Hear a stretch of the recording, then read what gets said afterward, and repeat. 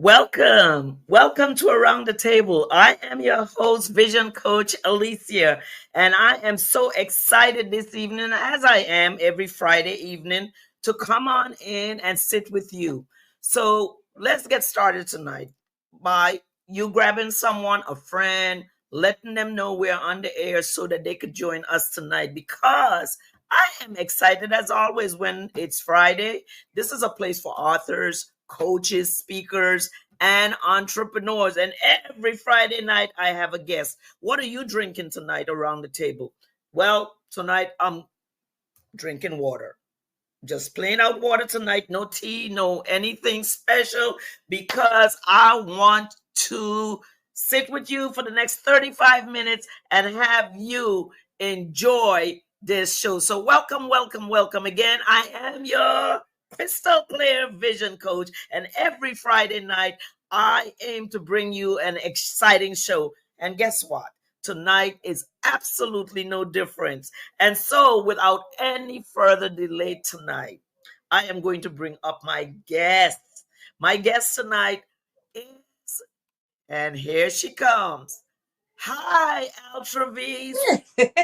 How Hey, you doing? I am doing phenomenal. How are you? Great. You look phenomenal. Ugh, I love what you have on. I love your background. Come on, you are the voice coach, the unmuted coach, and I'm so excited that you chose tonight to become real unmuted. So, Altravis, you and I met probably about 7 or 8 months ago in the Virgin Islands, Yes. and we got to know each other a bit. We spoke on the same platform.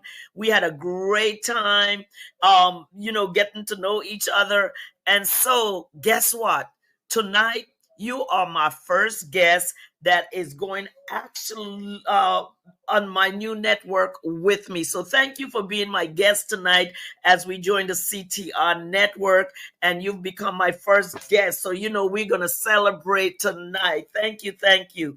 So listen, I don't do bios and all of that stuff on this show, but what I do is allow you to become comfortable with me and with the show and our conversation. So let's start the conversation by you telling the people in your own words who you are.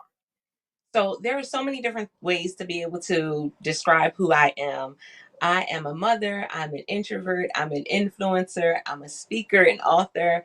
I was a podcaster. There's so many different things, right? But at the core of who I am is I am a woman of God who decided that, you know what, my yes was going to be yes when it came to me helping other women become unmuted. And whatever that looked like is how I stepped forward in this industry. So it's been, doing interviews. It's been writing books. Currently have 23 books published. It's been going Hold up. You have how many books? 23 books published. Yes. Wow. Okay, keep going.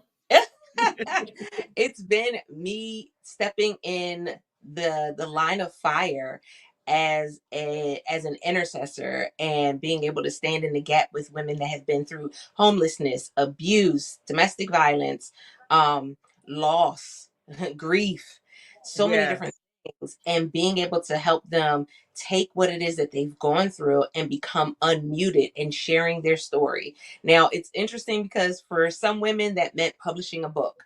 For some women that meant becoming a speaker. For some women that meant just starting a business, or it meant just being able to comfortably tell their story. But for whatever it was, I was put in a position to be able to be that catalyst for them to be able to become unmuted, and not just become unmuted, do it in a way where when they look back, it's like, oh, now I see why I went through that. It was so I could help the next person out. Wow. So let's just dial back a little bit. As I was reading some things about you, as I wanted to get to know you a little bit better, I realized that you came from a background of retail and management. And in doing those things, now where you are, I see that you're able to implement some of those skills, the people skills. Although you say you're an introvert, I'm trying to figure it out. But If you say you are, I'm going to try to go along with you. I don't know, but I'm going to believe you for who you are as the woman of God that you are. But if you say you're an introvert, okay, we'll go with it being an introvert. But in retail, being an introvert could be very difficult. So Very. give me a little bit of your background of your retail and management background before we go further into this conversation tonight.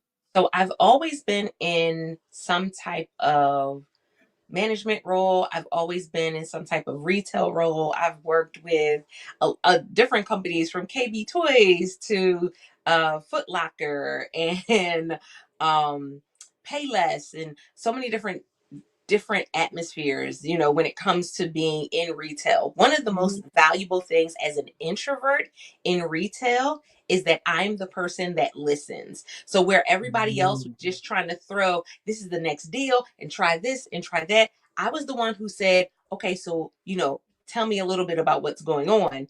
And then I go off of that. As an introvert, we do more listening than we do speaking because we're very precise about what it is that we say.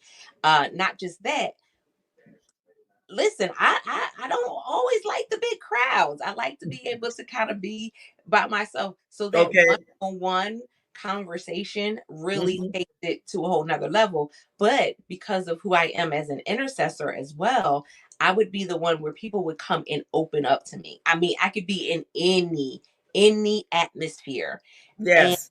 people would come and open up and tell me, I mean, their whole life story. And I would be like, oh my goodness, I knew that for me, it was, oh, I need to pray for that person.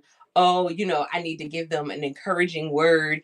And I'll give an example, working uh at Payless, and a young lady came in and she just kind of looked like she was just like spacing out. And, I just came over, asked her, how she's doing.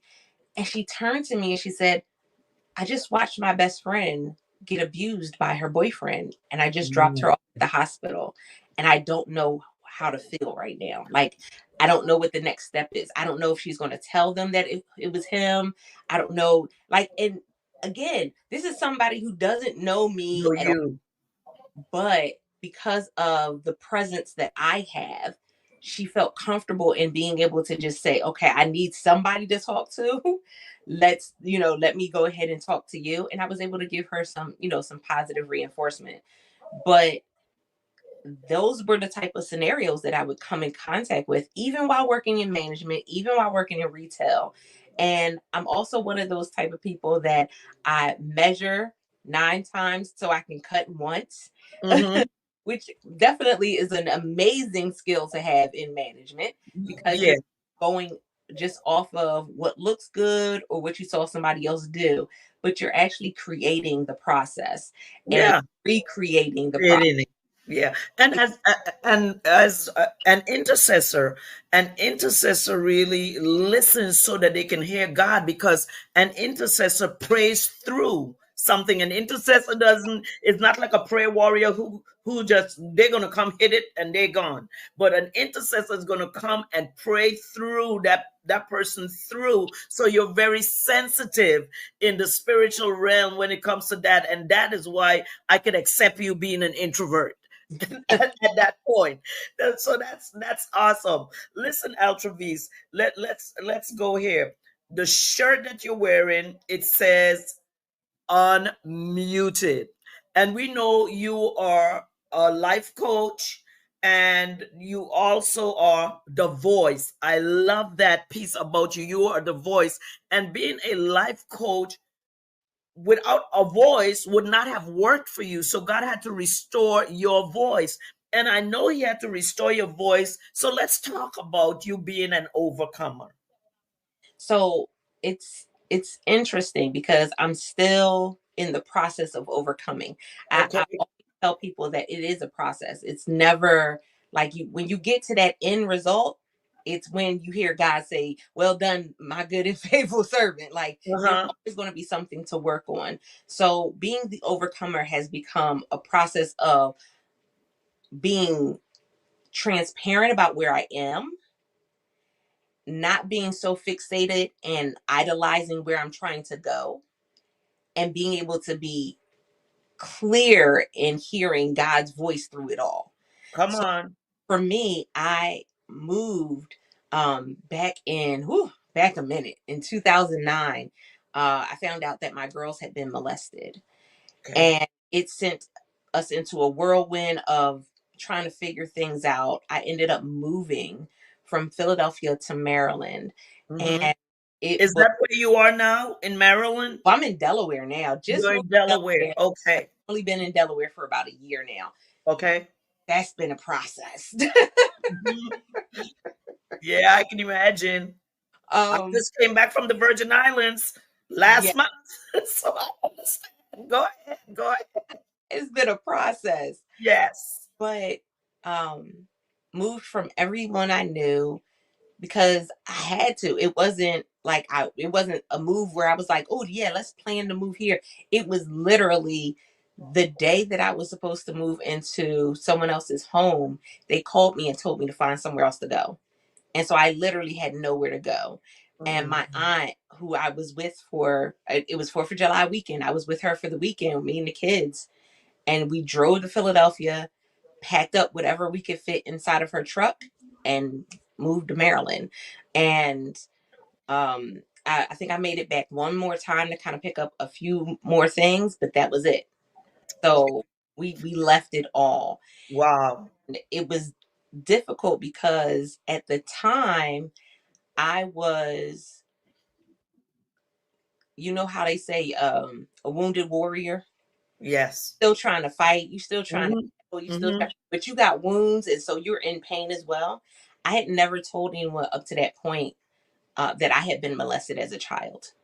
And Okay. so when I was going through that and trying to help my daughters go through and help them to heal, I hadn't healed myself. I hadn't gone through the process that I was trying to take them through.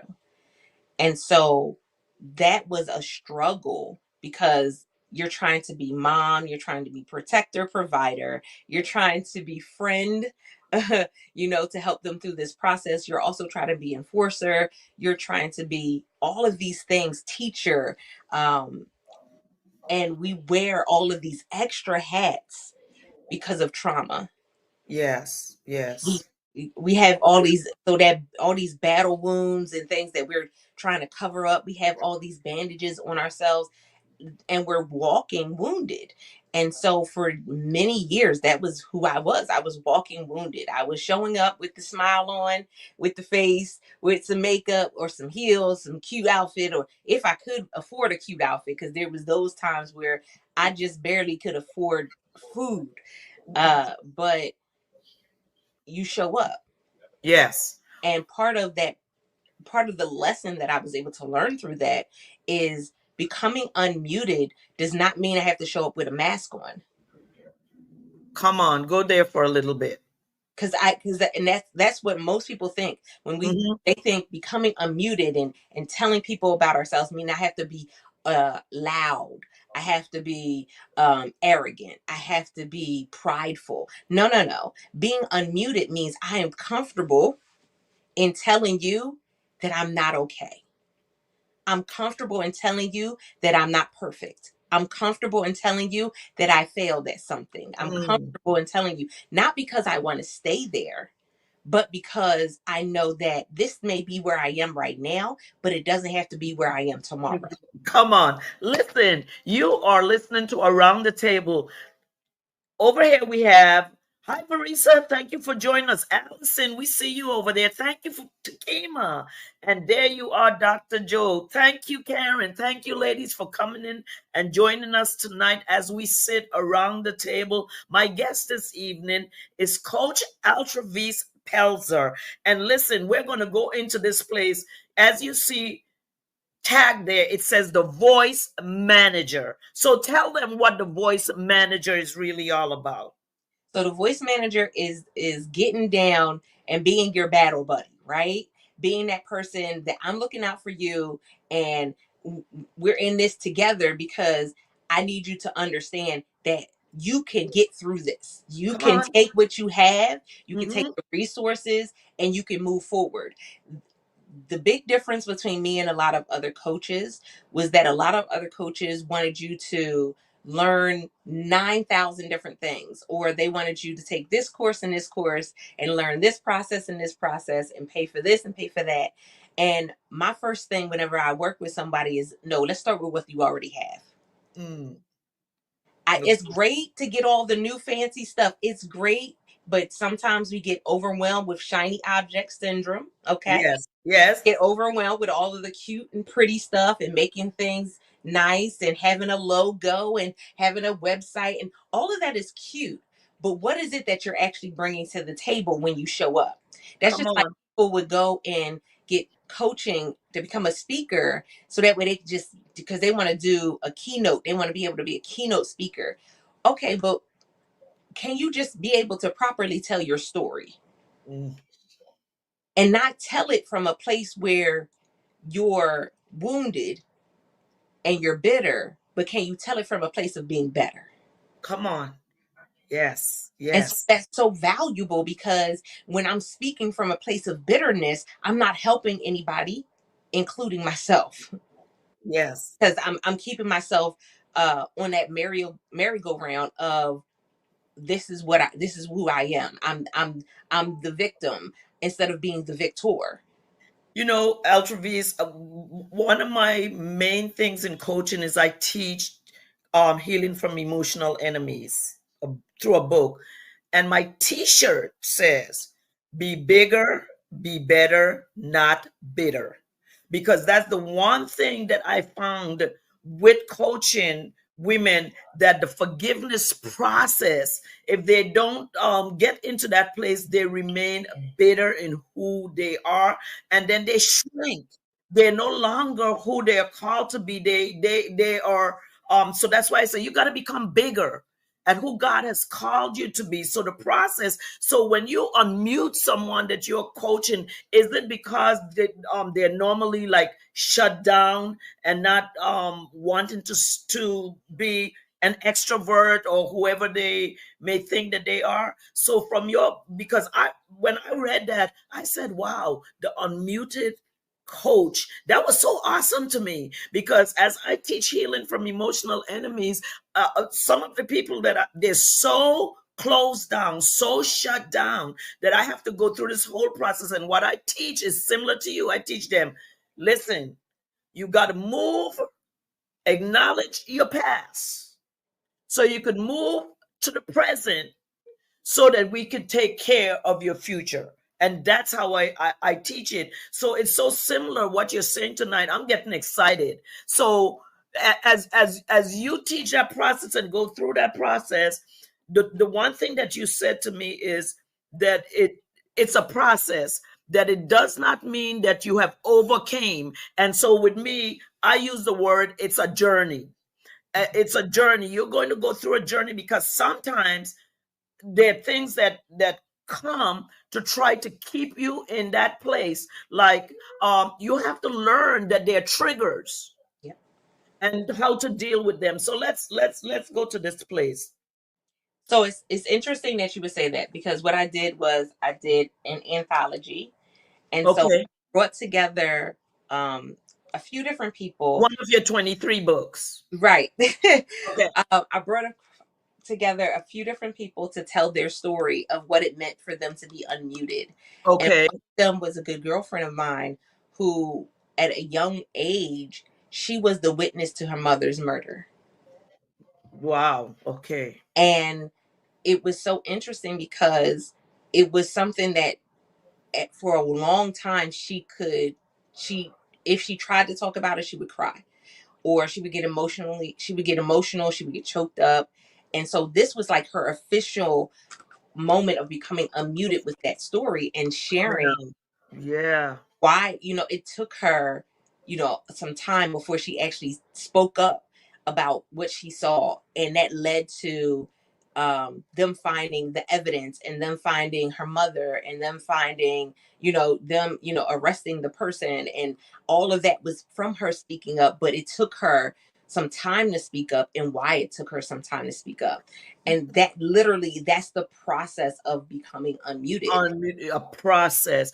Wow. Do you remember Maya Angelou's story when she just stopped speaking for Yep. 5 years because of trauma. Trauma can put you in a place where you lose your voice.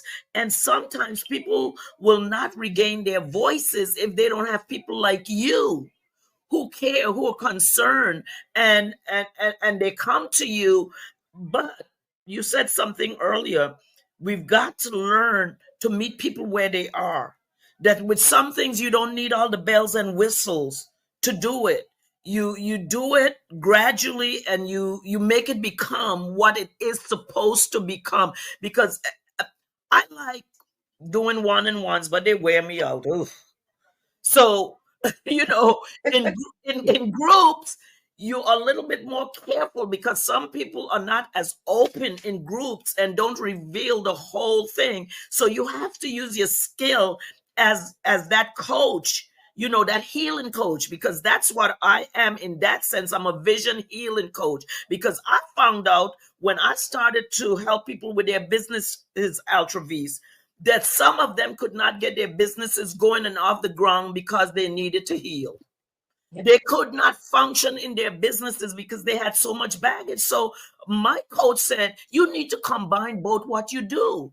And once I started doing that, I'm starting to see a different set of results that's coming now to women healing from emotional enemies who have taken and mine came through, my book came through a very emotional marriage of 9 years where, oh my gosh, by the time I was into my seventh year, I just started writing notes because I think I was living in I don't know, but I started writing notes. And out of those notes for 3 years that I wrote until my divorce was how this book was birthed. And I made up in my mind, I am going to help other women because as I stopped, people were coming and asking me questions about things. And I said, wait a minute, I have had that experience. I've dealt with that. And that's when I knew that I had some value as a healing coach. So as an a muted coach, I'm going to ask you this because you said it, but I really want to understand. Um, you said you lived the molestation. Your daughters also are now in this place of molestation. So, had you told them before or during because of this? Did you tell them what happened to you so you could become unmuted with your situation to help them? Let's talk about So that. that was such a significant situation. My oldest daughter and I were having a conversation about trust. And it was in that conversation that I kind of just blurted it out that I had been molested as well. And in the moment, we just both cried. Because one of the things we forget is that sometimes the process is just being able to verbally speak whatever it is that you've been through. We Yes, have this really bad habit of believing that if I don't talk about it, then it doesn't exist. correct. If I ignore it, then it never happened. And that's not the case. If you don't talk about it, that's you burying it, and it now becomes a seed. And so now Mhm. that trauma has become a seed, and it affects all different parts of your life because it now has roots in how you see yourself and how you speak and how you think and how you move and how your body has certain aches and pains because of the trauma that you've been through. It goes through your whole system and it goes with you. And while you may think that you're okay, I'm good, you're not. And everybody around you can see it in certain increments. They can see that something's not right. They may not know what it is, but they can see it. See it. Yes. Like I remember somebody saying to me, man, I, you know, I'm glad to see you see you like this. I'm glad to see you like this now. And I'm like, what do you mean? Like Mm, I didn't change anything. And understanding that as you go through that process, you do change. You are going to get better. You're going to listen, you're going to be okay and have joy and have peace. And people look at me now and I'm like, listen, I'll go and giggle and laugh and enjoy myself. And I'll dance and do all types of things. But I enjoy my peace as well, Yeah. because I understand what it was to live in a world where I didn't have peace, where I felt like Wow. everything was always chaotic, everything was always, oh, woe is me. I could never get ahead. I was always behind the eight ball. And so being able to go through my own journey and being transparent about it, again, I'm not perfect. I've made all types of mistakes. I listen to Yes. God and be like, God, you really want to use me out of all of these people in the world? Right. You think I'm one of the ones that you want to use? You sure about that? Yeah. Because Wow. Well, God, I wouldn't use me. that's how we are about ourselves. It's a good thing he don't feel about us the way we feel about Fact, ourselves. a hundred Before percent. we go to this next part. Hi, Dr. Nikki. Thank you for coming in tonight. John Mache, I see you there. Thank you so very much. My fearless leader and my coach, Dr. Nikki, is on the line tonight. Karen, I see you. I see you. Judy, I see you. Thank you all so much for tuning in tonight. You can go out and share this broadcast. Let's talk about you and your life as a speaker and an entrepreneur. Let's talk about a little bit about that side of you. So that's the funny part. I did not realize that speaking in the way that I speak was not something that people could naturally do. And the most interesting way that I found out was I had a speaking event where I was speaking in New Jersey for an event. At the time when I was told that I was going to do it, I was supposed to have 45 minutes to an hour to speak. I'm great. I already have, what I'm going to be talking about. Great. Well, other people went before me and they went over their time, like drastically went over their time, which is something that I teach speakers. Like that, Yes, you always pay attention to your timing, but yes, that's there's a tools no-no. and tips for you to do that. But Yes, that part. So by the time it was the person before me, they pulled me to the side and was like, "Hey, we kind of, ran low on time. You have 15 minutes." So this 45 minute to an hour long speech that you prepared for that I prepared for now 10 minutes has shrunk. before, 10 minutes before is now shrunk to 15 minutes. Well, I got up and I did it in 9, because that I can do that. That's how my mind works. And when it comes to speaking, you can give me any length of time and I will Yes, be able to go up and be able to present, and people would be like, "Oh my goodness, oh, that was amazing." But that I didn't realize that that wasn't something everybody could do. and do. And then, but it was at that event that people were like, "Did she just do that in 9 minutes? What Yes, happened?" And people were like, "No, you had that's a gift. Like, yeah. wait a minute, that is a Come gift." on. Mm-hmm.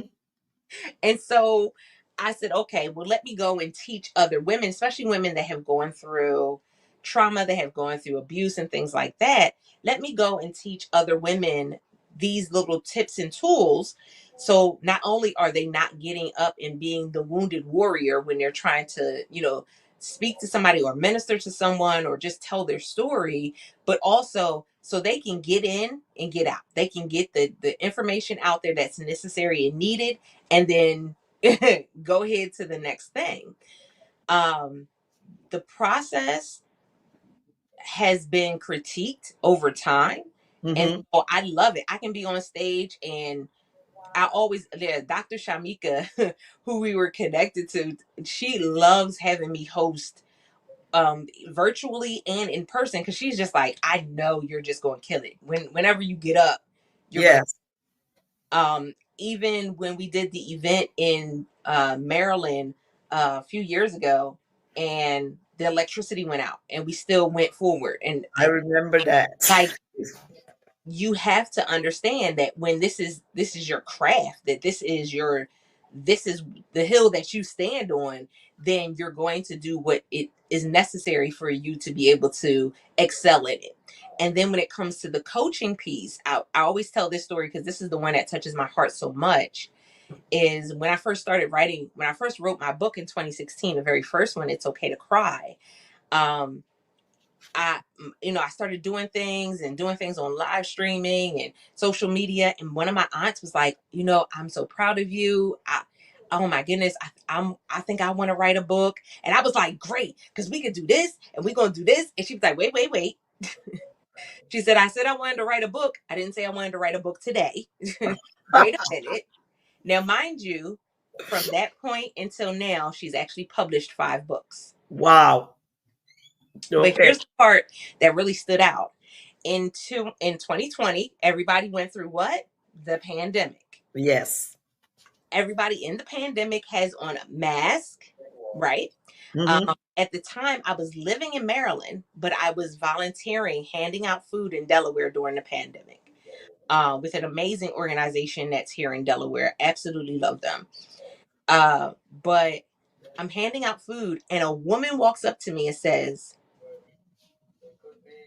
"Thank you." Okay, it's the pandemic. It's stranger danger. I'm an introvert. What are we doing right now? Yeah. So she says, "You don't know me, but your aunt helped me to get out of a domestic violent relationship.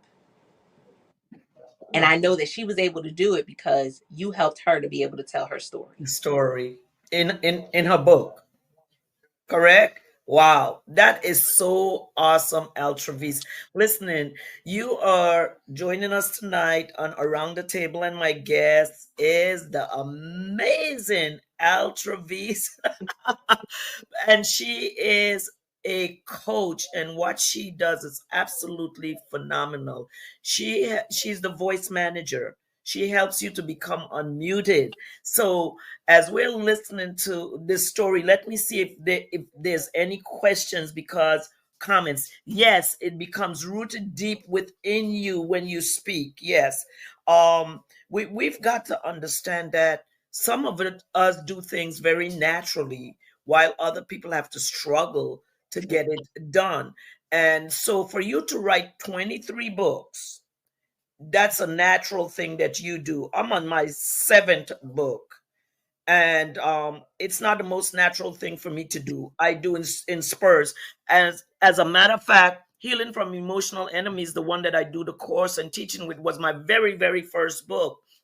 And then have done some other books, but it's not the most easiest thing for me to do. I like to write, but I have to know that it's time for me to write that book.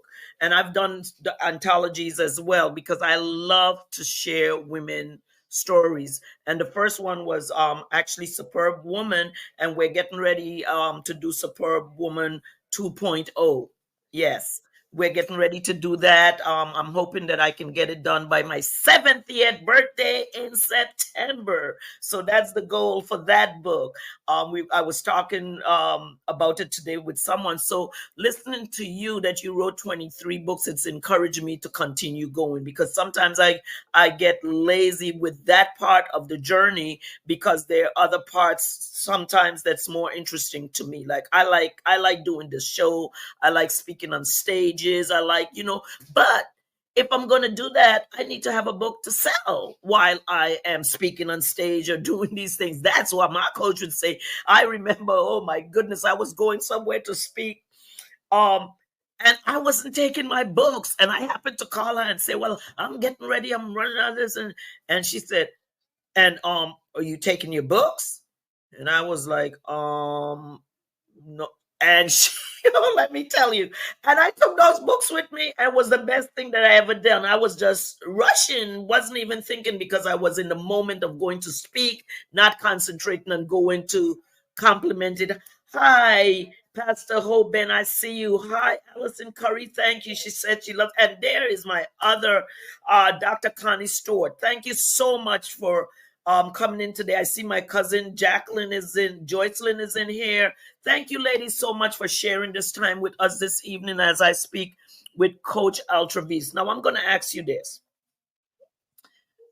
Where are you now with the next step? Because as we said, it is a process. Mhm. Where are the girls now with what they've had to deal with, and how do you feel about the progress that you've made with them? Because people don't understand, being abused is really it's very traumatic. And so many, people say to you, what happens in this house stays in this house. So many people walk around being wounded and not saying or expressing their real feelings of the things that they experience. So I'm glad that you found out what was going on with your girls, and I'm glad that you dealt with it. And I'm glad that, well, I'm not glad that you had the experience of going through it, but I am happy that you knew what to do because you experienced it yourself. So just give us an update of what's going on now. So they're doing really well. I think there's always pieces of it where you have to go back to that point and kind of say, okay, God, what other things need to be cut away? What other things need to be uprooted? And you don't kind of understand that until you get to a point where, oh, ow, that hurts.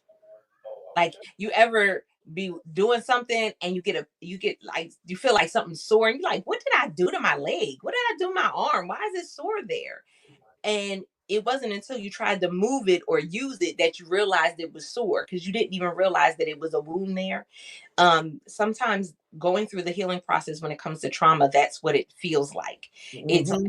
You don't know until something hits you in that area and you realize that's tender. Yes. That hurts. And you have to be in a place where you can verbalize that it hurts and be able to say, okay, now I need to figure out what I need to do to heal that area.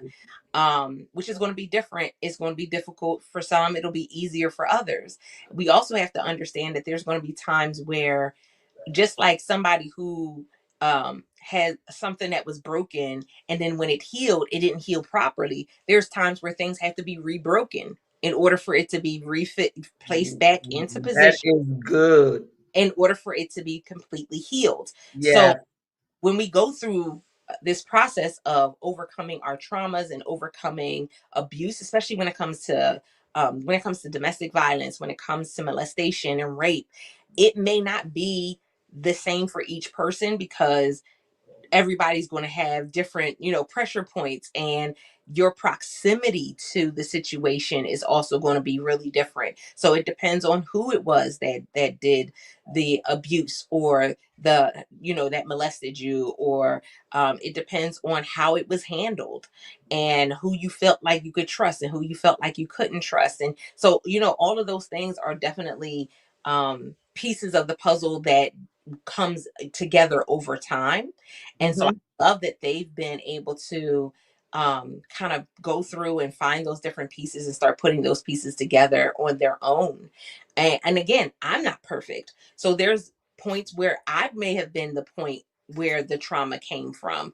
And, I had to understand that, because we kind of think that we're, the perfect mom, the perfect wife, the perfect friend, the perfect this, the perfect Yes. that. We have that in our head that we're just the bee's knees. And the reality is no, you're human. You're Yeah. not perfect. Hmm. And sometimes you are the problem. Yeah. Yeah. Sometimes you are. So we have to come to grips with that. And I love that they're in a place where um, they're older now, so I can have different conversations with them and Yes. have that dialogue. I think that's going to be the biggest piece, especially uh, if you have that space to be able to have those type of dialogues and those conversations with people, then that's a valuable part of the healing process. So I've seen them, they graduate college, I mean, move to a different state, do all types, Yes. watching them do all types of things. My youngest daughter, she was just out of the country last year in Germany. I'm like, I've seen them do phenomenal things. No Okay. things. That's awesome. Eltravis, I'm sitting here, and about a month and a half ago, maybe 2 months ago, I encountered a client with a very unique situation where in her entire family there was nothing but incest, just everywhere. And it prompted me to start to look into, so I'm now enrolled in a what's called a healing practitioner course that is an 11-month course, because I want to be able to speak to my clients on a whole new level. Because right now I tell them I'm not a therapist. I'm not trying to be a therapist. I don't want to be a therapist. But if I am more in tune with the healing process and can really ask the right questions, because when I started coaching this person and she started, I wanted to tell her, I don't want to coach you, because I was kind of like, I don't want to step over the line between a coach and a therapist. So I suggested to her, unless you sign up with a therapist, I cannot continue to coach you in this manner. So we have to learn our strengths, our weaknesses, our qualifications of who we are, even in this coaching business. Because a life coach, a vision coach, or whatever, we've got to learn when to pass the baton on to someone else, because we could do more damage than good if we think we are, we can solve every issue. So once you became unmuted, now your journey is to help others become unmuted. I'm going to put your information on the screen for your website, as well as where people could email you if they would like. So I just want you to tell people where they can find your a few names of your books. The one that you just called was very, very interesting, Unmuted, and then you said our other book that was very interested. The Yes, one, very first one was It's Okay to Cry. And it's the process that I went through uh, going after finding out that my girls had been molested, and that whole transitional process, um, mhm. and understanding the power in our tears, understanding what it means to cry out. And I literally go through the Bible and give you the instances of what it means to cry and what it means to cry out to God. Because it's one thing to cry and to, cry because you want sympathy, cry because you want somebody to support you, cry because in the moment it's just too much for you to handle. But not just cry, but understand that there's power in your tears and that God understands. So when we cry, it's not just to be able to have man pay attention to us and those around us, but it's crying out to God and understanding that God hears you and understands what you're going through. That was one of the most valuable pieces of it. And I love what you said as well, because I've been the coach that has told people, you need therapy. Like, let's go get some coaching. Coaching is cool, but let's get Yes. counseling. And what happened was in 2015, 2016, there was a big shift between people wanting to go to counseling versus coaching, and coaching Coaching. became more popular, so they just felt like they would just go to coaching. And because a lot of coaches really played into that emotional, There spiritual you go. um, Yes. piece, Yes. it made them feel comfortable there, when in all actuality they needed to be talking to a therapist. I A think counselor. now, within Yes. the last year or two, we've kind of shifted back to people going back to therapy. Hmm. And saw in that time span, there were therapists who shut their practices down and became a coach, a life coach. Come And on. it was like, no, we need you as a therapist, because there are people that need And, you. and the difference is, even with me, I have to understand when I am speaking as a pastor, as an apostle, to when I am speaking on a stage. As we have to understand the roles of being an entrepreneur. Yeah, we are in ministry and in business, but we've got to understand we are women in ministry Yes. that do business. You know, at least that's for me. Maybe for some people, they're in business doing ministry, but I am in ministry doing business. So I have to put first what comes first in my life and be able to separate both of them. So this was really, really good this evening. I am so glad that you said yes to this conversation. Let's see. Hey, Pastor Kaylee, I see you there. Okay, and Coach Ann, thank you.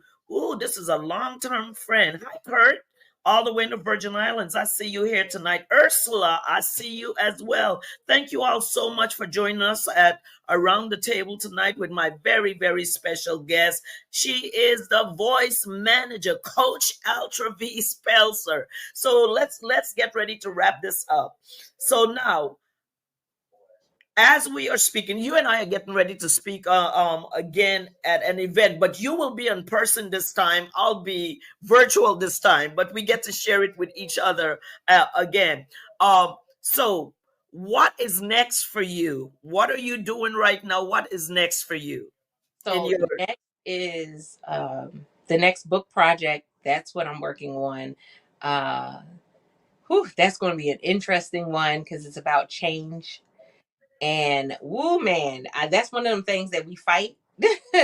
We fight change. We know change happens every single day, all day, with every part of our lives, but we fight it so much. So God has given me some key things to put into a book and a workbook for, people that are going through a season of change, what Mhm. that looks like and how to, kind of manage it and, manage that whole process. The other thing is getting back into speaking. A few years ago, God told me to shut everything down and to kind of pull back. And in that time pulling back, I spent more time fasting, praying. I spent more time studying the word. I spent more time in his presence. And man, stepping in more to, the intercessory piece and um, being able to be a teacher, because that's one of the things that as far as part as the of the fivefold ministry, we always hear people talking about being, the prophet and being a Yeah. pastor, and you don't hear many people tell you that they are a teacher in the fivefold ministry. But that was one of the things that he, brought to the forefront for me because of the type of person that I am and my personality and the things that I like to do. So stepping full force into that and then moving forward. I don't know if he'll have me go back into coaching just yet. I'm still trying to figure that piece out. Uh, Okay. but definitely being able to create products and that will help other women as they're, becoming unmuted, helping other women as they step forward into being able to either speak on stages or just tell their story. Awesome. Awesome. Well, Altovise, let me tell you, this was really very interesting tonight. I just want to say this. As we are moving through life and life situations, there is someone out there for everyone. You have to unmuzzle your mouth and not be muted so that you would get what it is that you need at the time that you need it. And so when I realized who you were and what you do, it made me realize that it's okay for me to be who God has called me to be. As I said before, I am someone in ministry doing business. And so my first approach is always the God approach. How am I going to deal with this situation through the foundation of Jesus Christ? And he was a teacher. Yeah. He was a teacher, rabbi. And so it's okay as you enter into this place of being an intercessor to explore the things of being a teacher. Because guess what? Through your 23 books, that's what you've been doing, teaching. Exactly. Teaching and helping people to find themselves and set goals. So, what would you like to say to our audience tonight before we wrap up tonight? Is there something that is on your heart that you want to share? Yes. So unmuted comes from the scripture Daniel 6:3. Ooh. Because after Daniel had become unmuted, meaning he stood on business when it came to his relationship with God, he stood on business on when it came to his prayer life. Is verse 3 says, then this Daniel was preferred above the presidents and princes because an excellent spirit was in him, and the king thought to set him over the whole realm. And so becoming unmuted puts you in a position that no man can change because you've been unmuted for God. And so that opens up opportunities for you. So as you're moving forward in whatever it is that is your purpose for 2025, whatever it is your purpose for this second quarter, whatever it is your purpose for life, make sure that you're doing it according to that plan that God placed on the inside of you before he formed you in your mother's womb, Jeremiah 29:11. So Of course, 29 and 11, 911. Come mhm. on. Listen. Hi, Ishmael. I see you there. Thank you so much for joining us at Around the Table this evening. I am Vision Coach Alicia, and I help women to really have a God's vision for their business and help them to overcome obstacles that will stop them from the business that God has called them to by showing them how to start. START. Simply take another risk today. That's all you have to do. Take another risk because you've taken so many risks before in life, but this time put God in the forefront of your risk. So listen, come on back next Friday night when I will have other special guest with me. Altovise, thank you so much for being here with us this evening around the table. And listen, as my cousin Lorraine always says, have a great day today and a better one tomorrow. Thank you so much for joining us, and we'll see you next week. God bless.